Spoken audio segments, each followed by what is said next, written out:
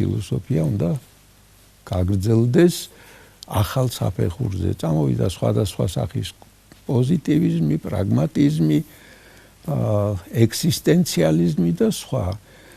მაგრამ ამჯერადაც მოხდა ის, ან გამეორდა ის, რაც პირველი უარყოფის დროს კანტისა, ამ მისმა უარყოფლებმა ნახეს, რომ ისინი არიან ინტერპრეტაციები კანტის ფილოსოფიის. ამიტომ დაახლოებით 20 წლის წინათ წარმოიშვა კიდევ ახალი მიმდინარეობა, რომელსაც ეწოდა ნეო-კანტიანელობა.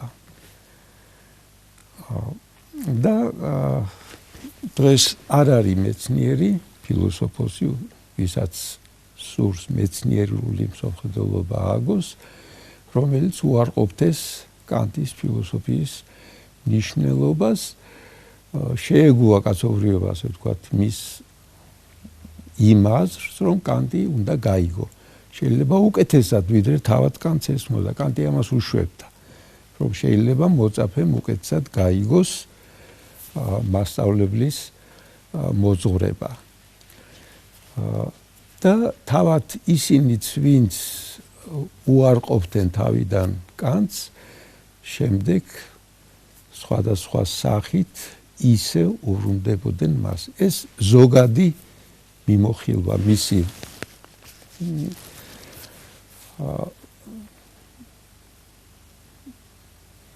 მოძღვრების წმინდა გონების მიერ მოხაზული არის, მაგრამ მე როგორც გითხარით, კანტმა ზღვარი დადო მეცნიერებასა და რწმენას შორის, მსოფლმხედველობასა და ცოდნას შორის.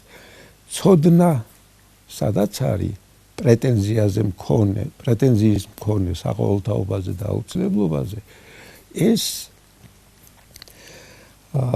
არის გამოცდილების სფეროში, წარმოდგენათა სფეროში, მაგრამ მხოლოდ აქ ადამიანი ვერ იცხოვრებს, ადამიანს უნდა იცოდეს რა მოელის, რა შესაძლებლობები აქვს და კანტმა თავის დასასიხარულოდ წმინდა გონების კრიტიკიდან